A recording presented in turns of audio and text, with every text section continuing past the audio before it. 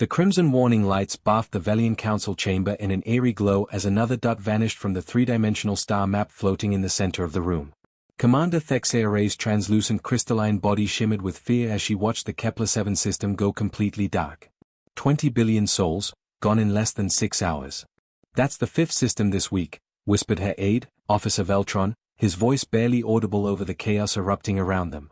Council members were shouting in their melodic language, their crystal formations flickering between colors that showed pure terror. Some had already begun the ritual of mourning, their bodies turning the deep purple that meant they had given up hope. The massive view screen dominated the far wall, showing real-time footage from their long-range scouts. The images were horrifying. Massive black ships, organic in design, swarmed around dying planets like insects around rotting fruit. These weren't just warships, they were living creatures the size of cities, with mouths that could swallow entire space stations. The Void Swarm had been sweeping through this arm of the galaxy for months now, and nothing seemed able to stop them. "Commander," called out Communications Officer Zethlin from her station, her usual calm demeanor cracking. "We're getting reports from the outer colonies. The swarm has split into 3 separate fleets. They're moving faster than our evacuation ships." Thexeare felt her core temperature drop.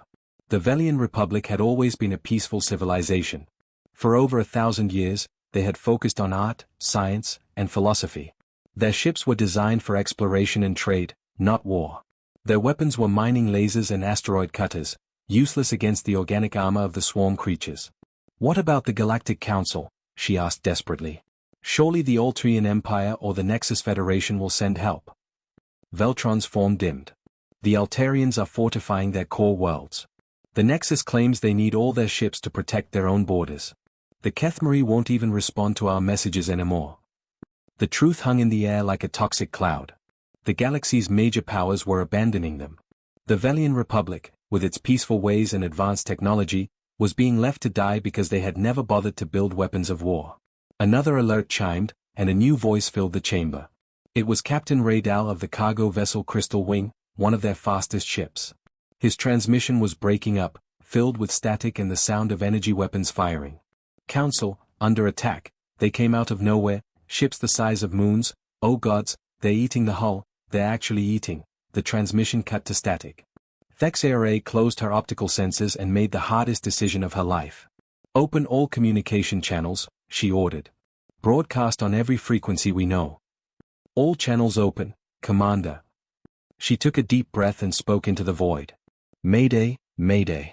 This is Commander Thexeare of the Velian Republic calling any ships in range. We are under attack by the Void Swarm.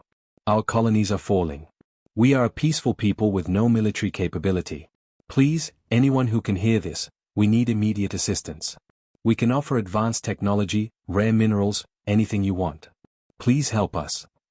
The message rocketed out into space at faster-than-light speeds, carried by quantum communication arrays to every corner of the galaxy. Thexeare waited, watching the chronometer tick by. 1 hour. 2 hours. The silence was deafening. "Commander," Zethlin called out, her voice thick with despair. The Trilaxian Confederacy responded. They said they are sorry for our loss and wished us peace in the afterlife." More hours passed. The hegemony of worlds sent their condolences. The Silicon-based alliance offered to preserve their cultural archives after the swarm finished with them. Species after species either ignored them or treated them like they were already dead. Then, just as Thexeare was about to order the evacuation of their homeworld, something unexpected happened. A crackling transmission cut through the static, speaking in the common galactic tongue but with an accent she had never heard before. "Velian Republic, this is Captain Jack Morrison of the Terran Defense Fleet. We copy your distress call loud and clear." The council chamber fell silent. Nobody had heard of Terra before. Thexeare's aide quickly ran the name through their databases. "Captain Morrison," she replied, trying to keep the desperation out of her voice. "Thank you for responding. We are facing extinction. The Void Swarm has consumed 5 of our systems and shows no signs of stopping." "Roger that, Velian Republic. We've been tracking those bugs for a while now. Bad news is they're nasty critters. Good news is we specialize in pest control. Relief is en route. Hold your position and keep your people calm. The cavalry's coming." For the first time in weeks, Thexeare felt something she had almost forgotten: hope. It bloomed in her crystalline core like a warm light, spreading through her entire being. Someone had answered. Someone was coming to help. She had no idea what she had just unleashed upon the galaxy. The first sign something was wrong came from the sensor stations. Officer Zethlyn's crystalline form flickered rapidly between colors as she stared at her readings in disbelief. "Commander, I'm detecting massive hyperspace distortions approaching our system. Multiple contacts." Thexara felt her hopes surge. Multiple contacts meant the humans had brought friends.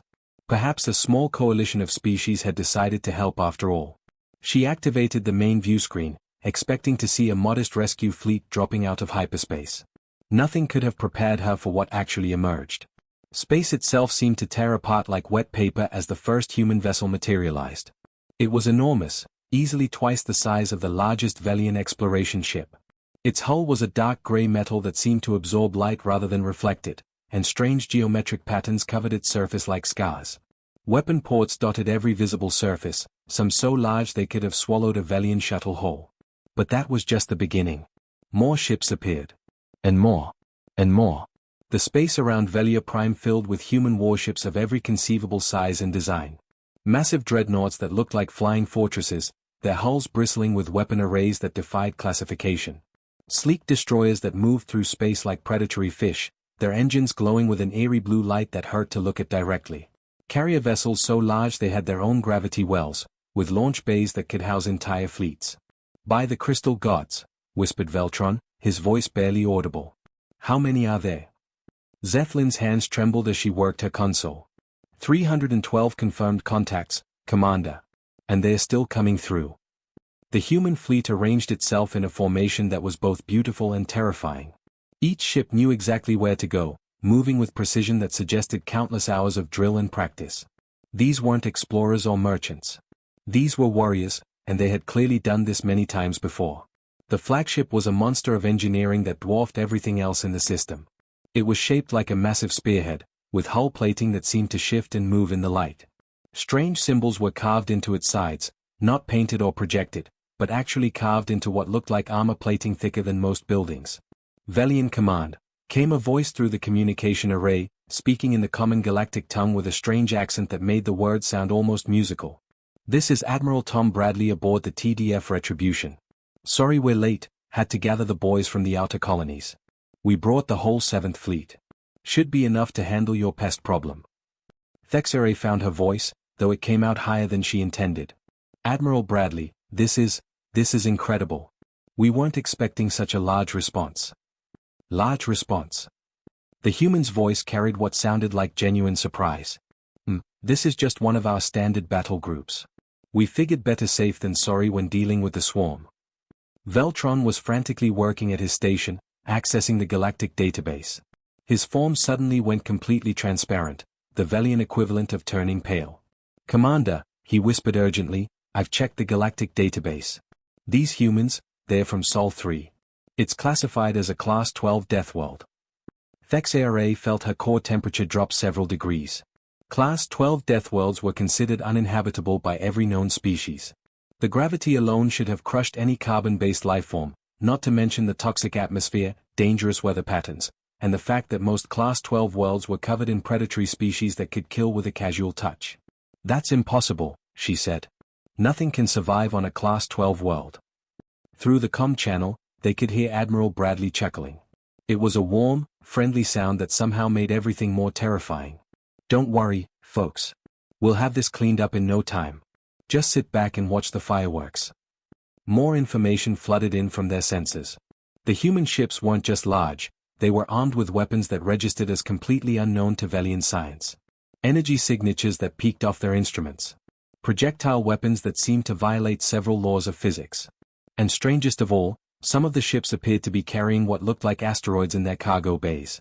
"Sir," came another voice over the human communication channel, "reconnaissance reports the swarm fleet is approximately 6 hours out from the edge of the system. Permission to begin preliminary bombardment." "Negative, Captain Wilson. Let them get closer first. No sense wasting good ammunition on a long-range engagement." Thexere realized with growing alarm that the humans weren't just confident, they were treating this like a routine training exercise. They had brought enough firepower to level entire planets, and they were talking about it like they were planning a picnic. "Admiral," she said carefully, "perhaps we should discuss strategy. The Void Swarm is extremely dangerous. They've consumed 5 of our systems already. Appreciated, Commander, but we've got this handled. We've been hunting similar critters for about 200 years now. Standard operating procedure: identify, isolate, and exterminate. Clean and simple. 200 years. These humans had been fighting creatures like the Void Swarm for 2 centuries. Thexere began to understand why their ships looked so heavily armed and battle-scarred. These weren't just warriors, they were exterminators who had turned warfare into an art form. As she watched the human fleet complete its deployment, one terrible thought kept running through her mind: what kind of world produced creatures like this?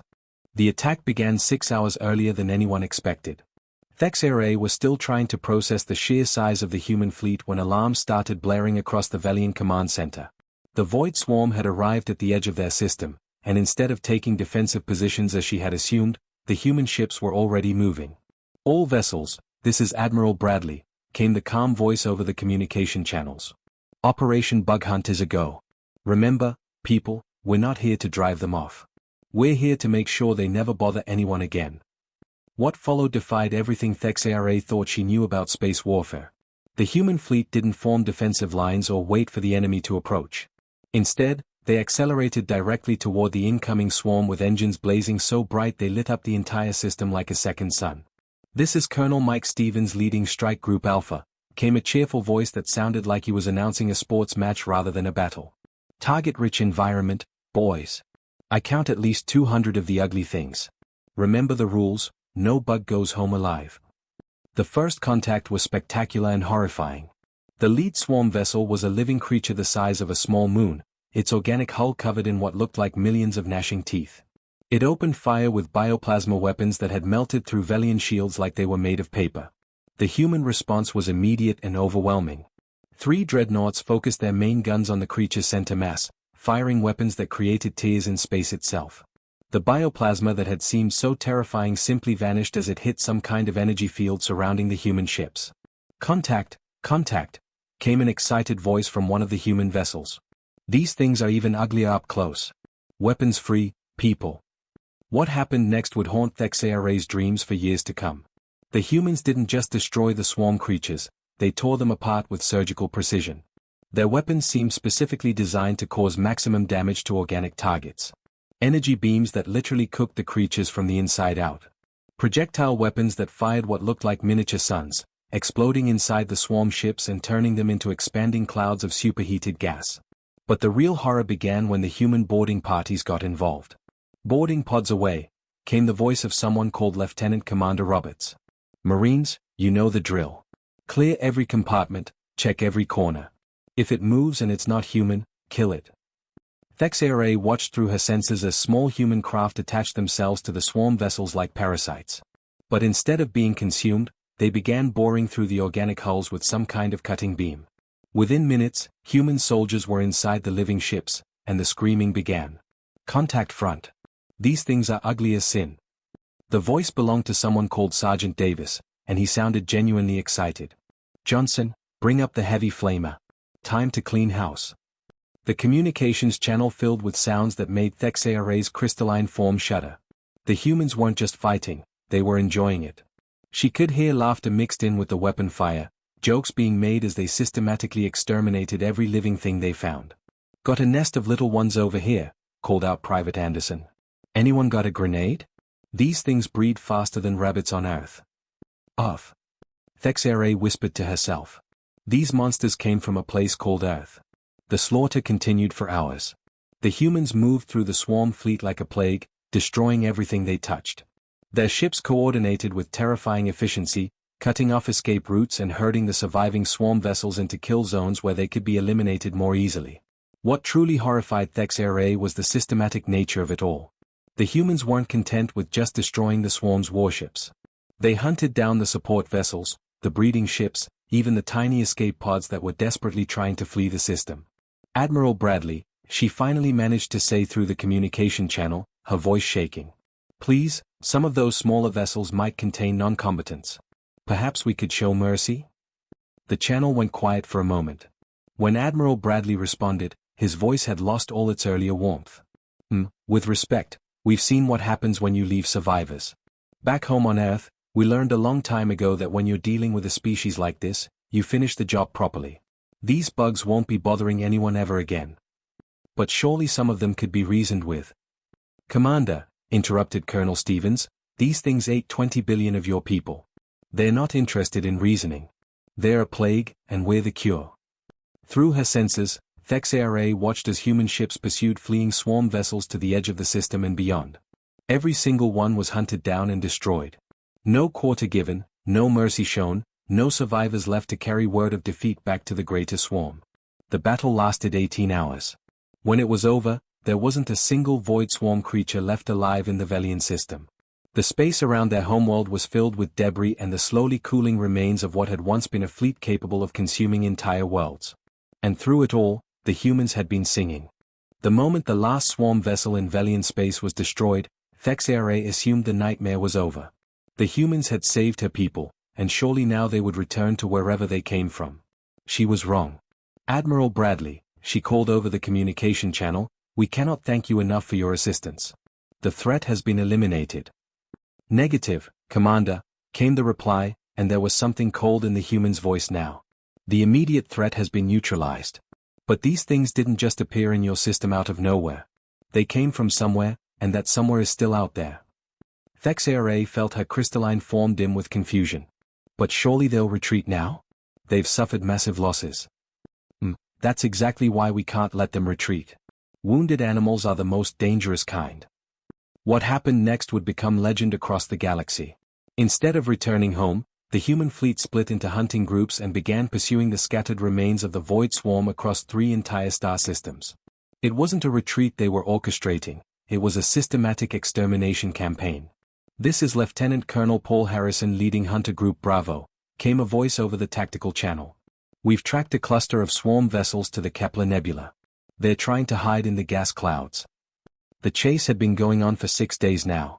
The humans moved like predators, using their advanced sensors to track even the faintest energy signatures. Every time a swarm vessel thought it had found sanctuary, human ships would appear from nowhere, striking with devastating precision before vanishing back into hyperspace. Copy that, Paul, Admiral Bradley responded. What's your assessment? Sir, we've found their breeding facility. It's a massive bioship, probably their queen vessel.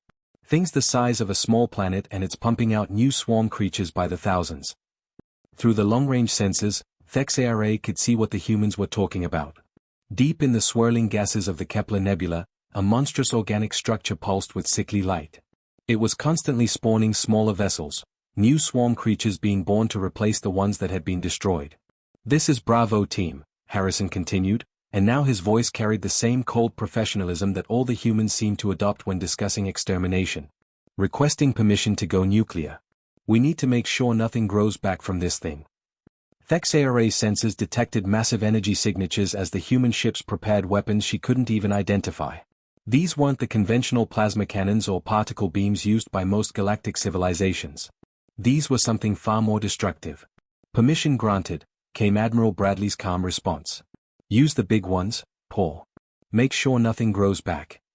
What followed was unlike anything in recorded galactic history. The human ships unleashed weapons that literally tore holes in spacetime itself. The Queen ship, despite being larger than most moons, simply ceased to exist. The explosion was so massive it created a new star in the nebula, a star that would burn for millions of years as a monument to human ruthlessness. But they weren't finished. This is Captain Rebecca Jones leading Reconnaissance Squadron Delta, came another voice. We've got runners heading for the galactic rim. Looks like they're trying to escape to deep space. Not on my watch, Admiral Bradley replied. Track them down, Rebecca. Every single one. The hunt continued for 2 more weeks. The humans spread their fleet across an area of space larger than most galactic empires, systematically tracking down every surviving swarm creature. They used tactics that defied conventional warfare, appearing from hyperspace directly inside enemy formations, using the gravity wells of stars to slingshot their weapons to incredible velocities, even employing black holes as tactical elements. Thexara watched it all through long-range sensors, horrified and fascinated in equal measure.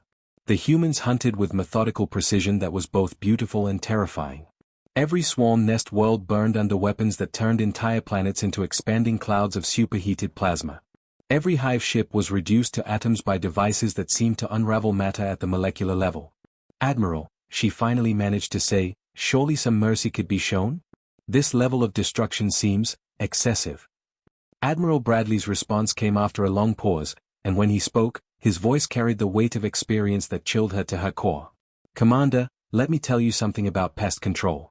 Back on Earth, we learned this lesson the hard way. You don't leave half a wasp nest intact and expect them not to come back madder than before. These creatures have been terrorizing this galaxy for centuries, consuming entire civilizations. We're not just fighting a battle here, we're preventing a future genocide. But to wipe out an entire species. With respect, this species chose to be predators. They made their choice when they decided to consume your people. We're just making sure they can't make that choice again." The final swarm vessel was destroyed on day 14 of the campaign. It was a small scout ship trying to flee toward the galactic core, probably carrying genetic material to rebuild the species elsewhere. Captain Nathan Wright's destroyer caught it just outside the Proxima system and eliminated it with a single precise shot.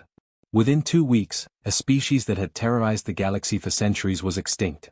The humans had turned the ultimate predators into an endangered species, then finished the job with the same casual efficiency they might use to spray insects in their garden. When it was over, space seemed quieter somehow.